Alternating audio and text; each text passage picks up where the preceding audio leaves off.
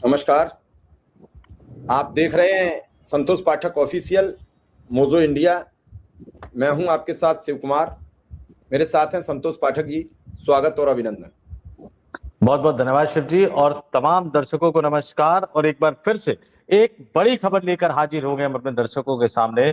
और इस बड़ी खबर में हम आपको बताएंगे कि हमारे देश के प्रधानमंत्री नरेंद्र मोदी के करीबी मित्र के देश में किस तरह से उन्हीं के खिलाफ बगावत हो गई है। और अब वो राष्ट्रपति अपनी सनक में यूरोप में भी अशांति फैलाने जा रहा है, क्योंकि वेनेजुएला के साथ जो किया, ईरान के साथ जो कर रहा है, यूरोप के एक बड़े देश को धमकी दे दी है राष्ट्रपति को हटाने की। और अब ये सारी पोल जो है वो उसके खुद के करीबी व्यक्ति ने खोल दी है और सारा सच इस दुनिया के सामने ला दिया है। ये जो विश्व युद्ध की तरफ इस दुनिया को ढकेला जा रहा है शिव जी, उसके लिए कौन जिम्मेदार है, वो पूरी की पूरी सच्चाई, पूरी की पूरी कलई खोल कर रख दी है। वो बड़ी न्यूज, वो बड़ी ब्रेकिंग न्यूज हम अपने दर्शकों के लिए लेकर आए हैं। अपने तमाम दर्शकों से कहेंगे अगले कुछ मिनट हमारे साथ बने रहिएगा। हमेशा की तरह शुरुआत शिव जी अपने शानदार अंदाज में करेंगे। और अमेरिका के राष्ट्रपति डोनाल्ड ट्रंप के उस करीबी व्यक्ति ने जितने खुलासे किए हैं वो खुलासे चौंकाने वाले खुलासे हैं। और सिर्फ डोनाल्ड ट्रंप ही नहीं फंस रहे हैं, हमारे देश के महामानव भी कहीं ना कहीं उसकी जद में आ रहे हैं। बड़ी पोल खुल गई है। जी शिव जी। दरअसल कल देर रात उनके एक सबसे अहम साथी ने इस्तीफा दे दिया और इस्तीफा देने के बाद अमेरिका में भूचाल आ गई। और उसके बाद उसी समय खबर आती है कि ईरान के एक सेना प्रमुख का एक हमले में निधन हो गया, मौत हो गई। और इस सब चीजों पर पूरा विश्व निगाह बनाए हुए है। अब देखना यह है कि इस पूरे मामले पर आगे क्या होगा, क्योंकि अमेरिका जिस तरीके से वहां के राष्ट्रपति ताबड़तोड़ अपने किसी बयान पर ना रुकना, बयान में किसको लपेट दें, और वो काफी समय से इस ईरान इजराइल अमेरिका के युद्ध में बैकफुट पर आ गए। उनका सहयोगी फ्रांस कूद कर चला गया, उनके सहयोगी इंग्लैंड कूद कर चला गया, उनका सहयोगी जर्मनी कूद कर चला गया, उनके सहयोगी जो खाड़ी के देश थे उनकी बुरी स्थिति हो गई। सबने देखा, दुबई में मारामारी हो गई, कुवैत में मारामारी हो गई, सभी अरब में, यूएई में मारामारी हो गई। सभी देशों में ईरान ने गिन गिन कर मिसाइल दागी। कल रात जब वहां के सेना प्रमुख मारे गए हैं, तब से ईरान ने खुल के 100 मिसाइलें दागी हैं और सबसे ज्यादा उन्होंने ये मिसाइलें इजराइल पर दागी हैं। लेकिन क्या इसके बाद भी ट्रंप अपने को बदलने को तैयार हैं? क्या ईरान, इजराइल, अमेरिका के बीच कुछ खिचड़ी पक पाएगी? ईरान में 2 बड़े नेताओं की मौत हो गई, सेना प्रमुख मारे गए, सुप्रीमो लीडर मारे गए। अब इसके बाद ईरान के तेवर और बिगड़ रहे हैं। ईरान ये मान के चल रहा है कि हम तो बर्बाद हो गए ही हैं, लेकिन हम तुम्हें भी कहीं का नहीं छोड़ेंगे। और ऐसे में ट्रंप का एक साथी इस्तीफा देकर अगर ये कहने लगे कि अमेरिका ने सबके मना करने के बाद भी राष्ट्रपति डोनाल्ड ट्रंप ने ये युद्ध कर दिया इजराइल के कहने पर, अमेरिका की कोई मंशा नहीं थी, अगर ये वहां का कोई खास व्यक्ति कह रहा है, उनके साथ बैठने वाला व्यक्ति कह रहा है, तो फिर सवाल खड़े हो जाएंगे। और इन सवालों का उत्तर मिल नहीं रहा है, ढूंढ सब रहे हैं। यही हालात भारत को लेकर है। भारत स्थिति क्लियर नहीं कर पा रहा है। भारत के 2 जहाज वहां फंसे थे, उसके बाद ईरान ने भारत को अपनी शर्तें थोप दी कि आपने हमारे 3 जहाज जो फरवरी में पकड़े हैं वो हमारे वापस कीजिए, क्षमा चाहेंगे जनवरी में, 3 महीने से आपके बंदरगाह मुंबई पर खड़े हैं, वो वापस कीजिए। अब कितनी सत्यता, ये खबर राइटर्स ने छापी कि ईरान की शर्तें भारत पर लगी हुई हैं, इसलिए भारत के जो 22 जहाज इस समय भी होर्मुज पर खड़े हैं वो नहीं निकल पा रहे। अब ये खबर भारतीय मीडिया दिखाएगी नहीं, क्योंकि भारतीय मीडिया ने तो ये दिखाया जहाज छोड़ दिए गए, बाद में पता लगा नहीं छूटे, फिर बाद में पता लगा सिर्फ 2 छूटे। गैस की किल्लत है। इस पूरे युद्ध की चपेट में विश्व का कोई देश बाकी बचता दिख नहीं रहा है, कोई गैस के संकट से, कोई तेल के संकट से, कोई इस फ्रस्ट्रेशन के संकट से कि आखिर ट्रंप का गुस्सा किस पर आ जाए। किम जोंग की उपस्थिति हो गई, वो कह रहे हैं हम इजराइल का नेस्तनाबूद कर देंगे, हम परमाणु हथियारों का इस्तेमाल कर देंगे। परमाणु हथियारों का अगर इस्तेमाल होना शुरू हुआ तो फिर भयावह स्थिति हो जाएगी। इधर ईरान भारत के साथ रिश्तों के साथ साथ एक और बड़ी बात है गंभीर, जिस पर कोई जिक्र नहीं कर रहा है। भारत और पाकिस्तान, भारत का टैंकर रुका हुआ है, भारत के जहाज रुके हुए हैं, लेकिन सभी मुस्लिम कंट्रीज जहां जहां अमेरिका के अड्डे हैं वहां ईरान ने हमला किया, लेकिन पाकिस्तान पर कोई हमला नहीं किया है। इसको बड़ी गंभीरता से हमारे दर्शकों को समझने की जरूरत है, जबकि अमेरिका के सबसे बड़े स्थायी अड्डा पाकिस्तान में है, लेकिन पाकिस्तान पर कोई हमला नहीं किया, क्योंकि ईरान पाकिस्तान से इसलिए लड़ नहीं सकता। पाकिस्तान की 890 किलोमीटर सीमा ईरान और पाकिस्तान की मिलती है। नहीं, और उसमें भी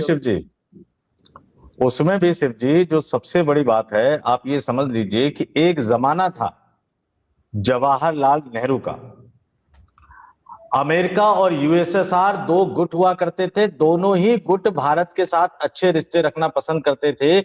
आज हालत यह है कि जो अमेरिका ईरान पर हमला कर रहा है, पूरी दुनिया को कह रहा है मेरे साथ आओ, वो पाकिस्तान को कुछ नहीं कह रहा है। आज हालत यह है कि पाकिस्तान अमेरिका के साथ भी खड़ा है और वो ईरान के साथ भी खड़ा है। न अमेरिका को दिक्कत है, न ईरान को दिक्कत है, यहां तक कि पाकिस्तान चीन के साथ भी खड़ा है और रूस भी पाकिस्तान से रिश्ते सुधारना चाहता है। तो एक तरफ भारत है जिनके दोस्तों की संख्या कम होती जा रही है, और दूसरी तरफ खस्ता हाल, कंगाल, आतंकवादियों का देश पाकिस्तान है, जो कूटनीति के मोर्चे पर भारत पर, हमारे 56 इंच वाले साहेब पर भारी पड़ता हुआ नजर आ रहा है। जबकि आपने बताया जो पाकिस्तान की सीमा है, यानी ईरान के ईस्ट में शिव जी, वो अफगानिस्तान और पाकिस्तान दोनों है, तो पाकिस्तान एक बड़ी बढ़त बनाता हुआ नजर आ रहा है। और जो सबसे बड़ी बात आपने यूरोप का जिक्र किया, कोई सोच भी नहीं सकता था, मतलब पगलाए घूम रहे हैं डोनाल्ड ट्रंप, कब क्या कह दे कोई ठीक नहीं है। जब उन्होंने दुनिया के तमाम देशों से गुहार लगाई, रूस से गुहार लगाई, चीन से गुहार लगाई, यूरोप के देशों से गुहार लगाई, क्यों? क्योंकि बुरी तरह से फंस गए हैं। अमेरिका में उनके खिलाफ कब उनको हटाने का प्रस्ताव आ जाएगा, कब उनके खिलाफ बगावत हो जाएगी, अब ये डर उनको सता रहा है, वो चेतावनी देते हुए नजर आए। लेकिन फ्रांस के राष्ट्रपति मैक्रो, जो अभी हमारे यहाँ देश पे आए थे और मुंबई में मॉर्निंग वॉक करते हुए नजर आए थे, जिनके साथ एक छोटा सा कुछ सेकंड का वीडियो प्रधानमंत्री का लीक हुआ था, फ्रांस के राष्ट्रपति ने सीधे सीधे डोनाल्ड ट्रंप को मना कर दिया शिव जी। और उन्होंने क्या कहा कि फ्रांस के राष्ट्रपति ने कहा कि जब तक जंग खत्म ना हो जाए, फ्रांस स्टेट ऑफ होर्मुज के लिए टास्क फोर्स का हिस्सा नहीं बनेगा। और जब ये सवाल पूछा गया अमेरिका के राष्ट्रपति डोनाल्ड ट्रंप से, तो डोनाल्ड ट्रंप धमकाने वाले अंदाज में कह रहे हैं फ्रांस के राष्ट्रपति के लिए कि वे जल्द ही अपने ऑफिस में नहीं होंगे। एक बड़ी धमकी दे दी उन्होंने। यूरोप पे हमला करेंगे क्या डोनाल्ड ट्रंप? क्या संतोष जी, निकोलस मादुरो की तरह उन्हें भी उठा लिया जाएगा? बड़ी यही सवाल है, यही सवाल है शिव जी, कि क्या यूरोप के देशों पे हमला करेंगे, और यूरोप के देशों पे हमला करेंगे तो बाकी देश यूरोप के क्या करेंगे? फ्रांस के राष्ट्रपति अपने पद पर नहीं रहेंगे तो क्या वो, आपने जो जिक्र किया वेनेजुएला वाला, क्या उनकी तरह अपनी सेना भेजकर वो उनके बेडरूम से उठा लेंगे? फ्रांस की सेना कमजोर नहीं है, फ्रांस को वो उठा नहीं पाएंगे, तो क्या करेंगे? फ्रांस के खिलाफ लड़ेंगे क्या? फ्रांस पर हमला करेंगे क्या? या तीसरी चीज जो अमेरिका की आदत होती है कि वो फ्रांस में बगावत करवा देंगे क्या? शिव जी, अंतरराष्ट्रीय कूटनीति में दो कहावतें बड़ी मशहूर है, मैं चाहूंगा कि सारे भारतीयों को सुनना चाहिए। पहली कहावत, अमेरिका में कभी विद्रोह नहीं होता, सरकार का तख्ता पलट नहीं होता। क्यों? क्योंकि अमेरिका में अमेरिका का दूतावास नहीं। जिस जिस देश में अमेरिका की एम्बेसी है, वो उस देश में तख्ता पलट, उलट पलट करने के षड्यंत्र रचती रहती है। एक ये कहावत। दूसरी कहावत क्या है?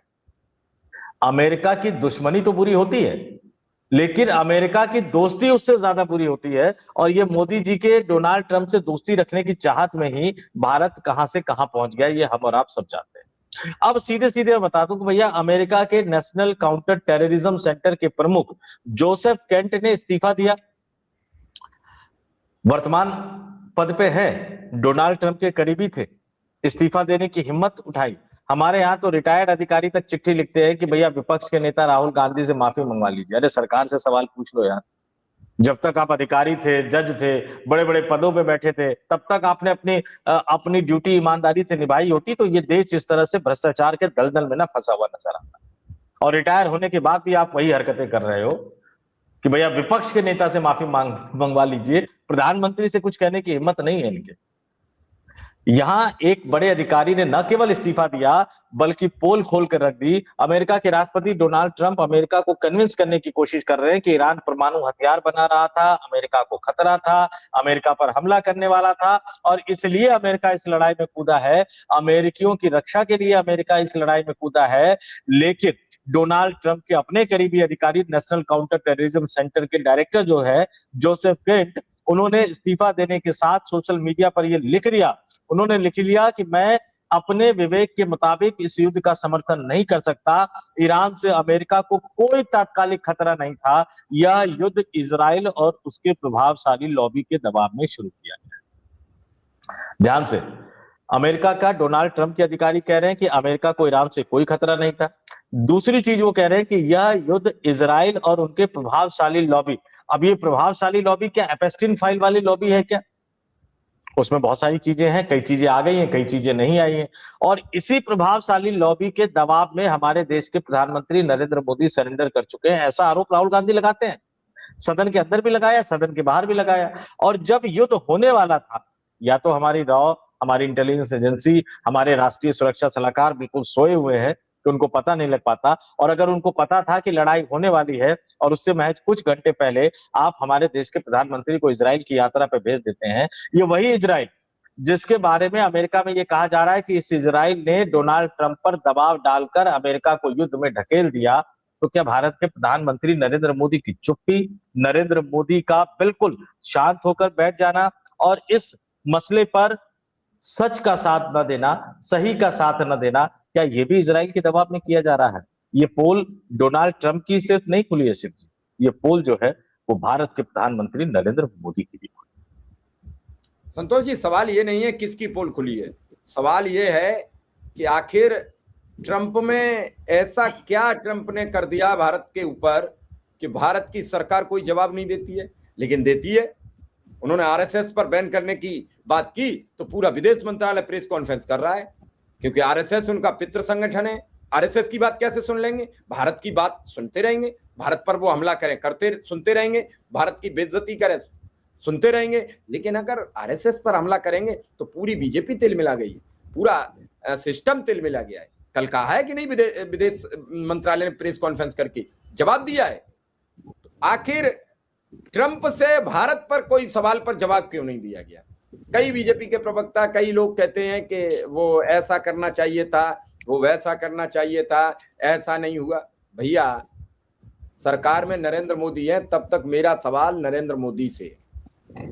सरकार में कल कोई और होगा, मेरा सवाल उस सरकार से होगा। और जो मेरे दर्शक हैं वो मुझे देखकर समझते रहें कि जैसे आज पूछ रहा हूं, सत्ता परिवर्तन के बाद भी मेरे सवाल पूछने में कतई कोताही नहीं होगी, नहीं होगी, नहीं होगी। और ये जो आज बीजेपी से सवाल नहीं पूछ पा रहे हैं, ये कल बदले हुए निजाम से भी सवाल नहीं पूछे, क्योंकि इनकी रीढ़ की हड्डी टूट चुकी है। इन्हें तो कहीं झुक के ही रहना पड़ेगा। या तो सीधे हैं, बैठे हैं अड़े, क्योंकि अड़के बैठकर बहुत नुकसान होते हैं, अड़कर बैठकर बहुत नुकसान होते हैं। नहीं तो हमारे पास भी 50 लोगों का स्टाफ होता है, कभी आप हमें देख रहे होते, कभी किसी और को देख रहे होते, फिर किसी और। अब आप जब भी देखते हैं तो हम लोगों को ही देखते हैं, क्योंकि हम कहीं से ला नहीं सकते। हम तो किसी की रिक्वेस्ट करते हैं, सीनियर जर्नलिस्ट की, उसके साथ बातचीत करते हैं, आपके मुद्दों का जिक्र करते हैं, वो भी ढूंढ ढूंढ कर लाने पड़ते हैं, कौन कौन से सरकार से सवाल करते हैं। अब इन सब चीजों के बीच क्या आपने ये विचार किया कि ट्रंप ने 20 बार कहा, 73 बार तो हमने काउंट किया है कि पाकिस्तान का सीज फायर हमने कराया। पहली बार किसी विश्व के सबसे बड़ी जनसंख्या के देश के लोग जो अवैध नागरिक थे, उन्हें हथकड़ी लगा के भारत भेजा। पहली बार ट्रंप ने एक लेटर जारी किया कि हम भारत को परमिट करते हैं कि 30 दिन तक रसिया से तेल ले लो। बाद में भी तो उन्होंने कहा हम सभी देशों को छोड़ते हैं, उसमें तो किसी का नाम नहीं था। सभी देशों में तो भैया भारत का भी नाम नहीं होता, तो हमें भी खेद नहीं होता इतना। नहीं शिव जी, वो किस तरह से बेइज्जती कर रहे हैं देख लीजिए। उन्होंने वहां की एक बिल्कुल युवा प्रवक्ता ने बयान दिया कि भारत बहुत अच्छा एक्टर है और इसलिए हम उनको 1 महीने की खुली छूट दे रहे हैं। बहुत अच्छा एक्टर, एक्टर का मतलब क्या होता है पता है? एक्टर जो होता है वो डायरेक्टर के निर्देशन पे काम करता है। अमिताभ वो बच्चन की डायरेक्टर अगर नहीं, आप फिल्में वो देखते होंगे, डायरेक्टर नहीं होता। आप ये हाँ, कहेंगे वो डायरेक्टर नहीं होता है। नहीं, वो अब देखिए अमिताभ बच्चन और शाहरुख खान की फिल्में आप देखते होंगे, बहुत अच्छी एक्टिंग करते हैं, लेकिन उसके डायलॉग लिखता कोई और है और उसको कैसे बोलना है ये उनको बताता कोई और है। ये एक्टर कह के उन्होंने हमारे देश के प्रधानमंत्री नरेंद्र मोदी की बेइज्जती की थी। क्या नरेंद्र मोदी उनके लिखे हुए डायलॉग पढ़ते हैं क्या? दर्शकों से कहूंगा इस सवाल का जवाब दीजिए कि किस तरह से उन्होंने बेइज्जत किया था और बाद में पूरी दुनिया के लिए खोल दिया कि भाई जिसको रूस से खरीदना है खरीद ले। तो अलग से भारत का नाम लेकर ये बयान क्यों दिलवाया गया? और कोई अचानक कोई फैसले होते नहीं है, सरकारों के फैसले काफी सोच विचार करने के बाद किए जाते हैं। ऐसे में अमेरिका ने जानबूझकर ये बयान पहले दिलवाया और कुछ घंटे बाद पूरी दुनिया को उन्होंने खाली छोड़ दिया। जहां तक सरकार से सवाल पूछने की बात आपने कही शिव जी, ये बात उठी। 2005 में ईटीवी से मेरा कैरियर शुरू हुआ है और बहुत सारी बीट मैंने कवर की। यूपीए की सरकार थी। यूपीए की सरकार के 3 बड़े दिग्गज मंत्रियों ने मेरे सवालों से असहज होकर न जाने कितनी बार उन्होंने शिकायत की होगी मेरे बॉस से। बीट नहीं बदला गया था मेरा। मैं कवर करता रहा, शानदार जानदार तरीके से कवर करता रहा। कृषि मंत्रालय पे जब कई सारी ऐसी रिपोर्ट मैंने और शरद शर्मा जो एनडीटीवी में हुआ करते थे, आजकल वो अपना भी प्लेटफॉर्म चला रहे हैं, हम लोगों ने कवर किया। तो शरद पवार ने एक बार बिल्कुल उस समय धमकी देने का भी अंदाज थोड़ा सा अलग हुआ करता था। तो शरद पवार ने कहा कि मैं तुम लोगों की एंट्री कृषि मंत्रालय में बैन करवा दूंगा। लेकिन बैन वो करवा नहीं पाए कभी भी। हम लोग जाते रहे, लगातार सवाल उठाते रहे, पूछते रहे, बड़े आंदोलनों का हिस्सा मैं बना और मंत्रियों के मुंह में, अधिकारियों के मुंह में माइक लगाकर मैं सवाल पूछा करता था। उस समय जो सरकार थी उससे पूछता था और आज जो सरकार है उससे पूछ रहा हूं, और 5 साल 10 साल बाद कोई और सरकार रहेगी और मैं जिंदा रहा तो मैं उस सरकार से पूछूंगा, क्योंकि सवाल सत्ता में बैठे हुए लोगों से ज्यादा पूछे जाते हैं, विपक्ष से कम पूछे जाते हैं। पत्रकारिता का मूल सिद्धांत यही है। मैंने तो सिर्फ यही सीखा है कि भैया जनता ने जिसको चुना है काम करने के लिए, चाहे जैसे भी वो चुन के आए हो, जनता ने उनको काम करने के लिए बिठाया है, तो हम तो उनसे सवाल पूछेंगे कि भैया क्यों भारत की बेइज्जती करवा रहे हो, क्यों एलपीजी की किल्लत हो रही है, क्यों महंगाई बढ़ रही है, क्यों आपके कहने पर इस देश के सरकारी और प्राइवेट बैंक पिछले 3 सालों में एवरेज बैलेंस मेंटेन न करने के नाम पर 19,000 करोड़ रुपए लूट चुके हैं। क्यों? एयरलाइंस का आज नया फैसला आ गया है शिव जी। पता है एयरलाइंस में क्या है कि सीटें आरक्षित कर दी कि भाई इतनी सीटों के लिए आप एडिशनल पैसा नहीं लोगे, बाकी सीटों के लिए आप एडिशनल पैसा ले सकते हो, यानी उसको लीगलाइज कर दिया। अब मुझे बताइए, एयरलाइंस का कोई टिकट खरीदता है तो क्या छत पर बैठ के जाने के लिए खरीदता है क्या? एयरलाइंस का टिकट तो सीट पे बैठ के जाने के लिए खरीदा जाता है ना शिव जी। छत पे तो होता नहीं कोई कि छत पे बैठ के चला जाए। तो सीट देने के लिए अलग से पैसा क्यों लेगा एयरलाइंस? मतलब आप उनको जानबूझकर लूटने की खुली छूट दे रहे हो। और ये सवाल हम पूछते रहेंगे, लगातार उठाते रहेंगे। और अब तो बड़ी बात आ गई कि अमेरिका में खुलासा हो गया है कि भाई अमेरिका के राष्ट्रपति डोनाल्ड ट्रंप ने इजराइल के प्रेशर में ईरान पर हमला किया था। ये सवाल मैं पूछूंगा अपने देश के प्रधानमंत्री से कि कहीं आप भी इजराइल की लॉबी के दबाव में चुप तो नहीं है ईरान के मसले। पाकिस्तान कूटनीति के मोर्चे पर हमसे आगे निकलता हुआ जा रहा है। यह समय था वैश्विक स्तर पर भारत की साख बढ़ाने का। आप ब्रिक्स की अध्यक्षता कर रहे हैं, लेकिन आपने भारत की साख बढ़ाने वाला कोई काम वैश्विक स्तर पर नहीं किया है। और जहां तक राष्ट्रीय स्वयंसेवक संघ की बात है, दिक्कत क्या हो गई है कि जिस अमेरिका से मोदी जी को इतना प्रेम था, राष्ट्रपति बनने से पहले, माफ कीजिएगा, प्रधानमंत्री बनने से पहले, राष्ट्रपति तो भी बनेंगे, प्रधानमंत्री बनने से पहले जब भारतीय जनता पार्टी ने गुजरात में उनकी एंट्री बैन कर दी थी, तो झोला उठाकर वो अमेरिका घूमने चले गए थे। जिन राष्ट्रीय स्वयंसेवक संघ को हर चीज में अमेरिका की सहमति लेने की जरूरत पड़ जाती है, सहमति का मतलब एंडोर्स करना होता है। अमेरिका से कोई अच्छी खबर आ जाएगी तो उनको लगेगा वाह वाह वाह वाह, भारत ने काम कर दिया, मोदी जी ने काम कर दिया। और जिन उनके करीबी मित्र गौतम अडानी साहब को विकसित देशों से बड़ा प्यार था, इन तीनों पे खतरा है। अब मोदी जी डर के मारे जा नहीं रहे अमेरिका। गौतम अडानी के खिलाफ एफआईआर है, वो अमेरिका जाएंगे तो गिरफ्तार कर लिए जाएंगे। और अब राष्ट्रीय स्वयंसेवक संघ और उनके मुखिया पर भी प्रतिबंध लगाने की एक तरह से बात कही जा रही है। तो पूरा का पूरा बीजेपी का इकोसिस्टम एक तरह से अमेरिका में उनकी एंट्री बैन होने जा रही है। साहब तो बौखलाएंगे ही, अब अपनी बात कर नहीं सकते, दोस्त की बात करेंगे नहीं खुलकर, कभी उन्होंने किया नहीं है। लेकिन वैचारिक संगठन की बात तो करनी पड़ेगी। अगर नहीं करेंगे तो प्रधानमंत्री पद से हटा के पैदल कर देंगे, राष्ट्रपति भवन भी नहीं भेजेंगे। बीजेपी में तो एक अलग तरह का घमासान चल रहा है शिव जी। तो इसलिए विदेश मंत्रालय की का जो बयान है वो उससे आप साहिब की दुविधा का अंदाजा लगा लीजिए। लेकिन मैं दर्शकों से कहूंगा कि भैया आपको किसने रोका हुआ है सवाल पूछने से? आगे बढ़िए, सवाल पूछिए, पूछते रहिए तब तक जब तक उनका जवाब देने के लिए कोई सामने ना आए। हमारे सुर में सुर मिला सकते हैं संतोष पाठक ऑफिशियल यूट्यूब प्लेटफॉर्म और मोजो इंडिया, इन दोनों को आप लोग सब्सक्राइब कीजिए। आगे बढ़िए, जिस तरह से आप हमारे साथ खड़े हो सकते हैं खड़े होइए, क्योंकि हम पहले भी सवाल पूछते थे, अब भी सवाल पूछ रहे हैं, आगे भी सवाल पूछेंगे। और जिस तरह से शिव जी ने कहा, आज पत्रकारिता के इस दौर में हमें ढूंढना पड़ रहा है कि कौन से ऐसे बड़े पत्रकार हैं जिनमें अभी भी सरकार से सवाल पूछने के लिए हिम्मत बाकी है, जिनकी रीढ़ की हड्डी अभी भी सीधी है, वो झुके नहीं है, वो दबे नहीं है, वो रुके नहीं है, वो थमे नहीं। संतोष जी, सवाल यह है कि ट्रंप का अगला कदम क्या होगा? क्या ईरान अमेरिका की लड़ाई अब रुकेगी? जिस तरीके से ईरान में बड़े बड़े लोगों की मौतें हो रही हैं, उससे ईरान का गुस्सा बढ़ता चला जा रहा है। क्या ट्रंप अभी और देशों को चपेट में लेंगे? क्या इसी लड़ाई में और देश भी ये संकट भुगतेंगे? इस पर जैसे ही कोई और अपडेट मिलेगी हम दर्शकों के सामने लेकर हाजिर रहेंगे। फिलहाल इस खबर को यहीं विराम देंगे। धन्यवाद, आभार, नमस्कार। बहुत बहुत धन्यवाद। और दर्शकों से कहूंगा कमेंट जरूर कर देना आप लोग कि आपका इस पूरी स्टोरी के बारे में क्या मानना है। नमस्कार।